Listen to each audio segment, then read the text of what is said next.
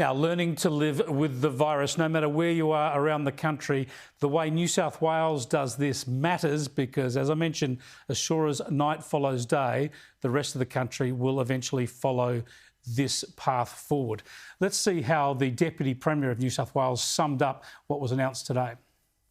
The changes from 70 to 80% in the roadmap are really 5 key areas: community sport, 10 visitors to the home, of course, vertical drinking, which is something that we know as we head into spring and summer, it's something that the public would like to see. No caps on funerals and weddings, and no caps on personal services such as hairdressers.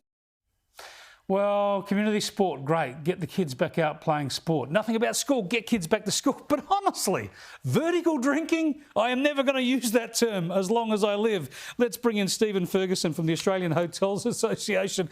Stephen, this is one of the things that's driven me nuts all the past 18 months. It kind of encapsulates how nanny state we've become, how various state governments at various times have decided when we can stand up and drink and when we have to sit down. What difference does it make?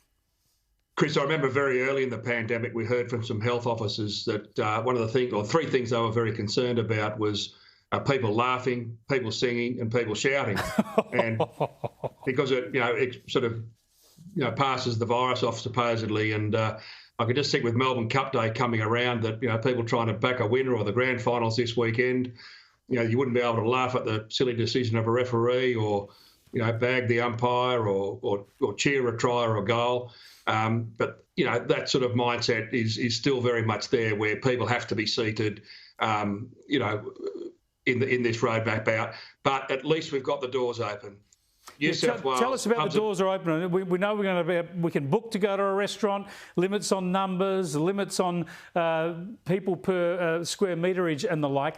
Are those rules initially enough for pubs and restaurants to actually turn $1 to make a quid, or is it going to be too restrictive for many of them?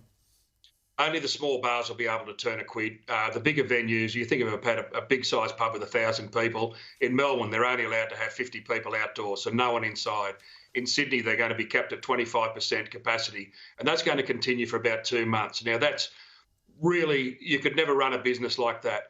But as I say, in Sydney, they've been shut for 200 days. In Melbourne, it would have been 260-odd days. Our publicans want to get back to work, their staff want to get back to work, and they'll just take any opportunity they can just to get the doors open.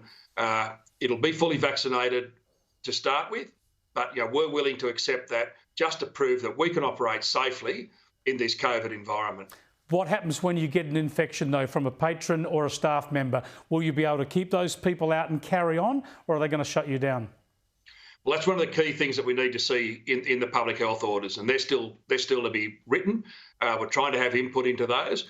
But, we would say that, I think Craig Laundry talked about this, that, rapid antigen testing should play a role if a person in a venue, whether it be a staff member or a patron, gets sick, that we can test all the staff the next couple of days. So it might only be a 24-hour shutdown for a venue, but that's something that we'll be working with the governments on, and hopefully we can get included in the public health orders. Yeah, that's going to be important for all sorts of businesses and other settings as well. Thanks for joining us, Stephen. I appreciate it. Thanks, Chris. Stephen Ferguson there, the Australian Hotels Association. Let's hope all that goes as smoothly as it can.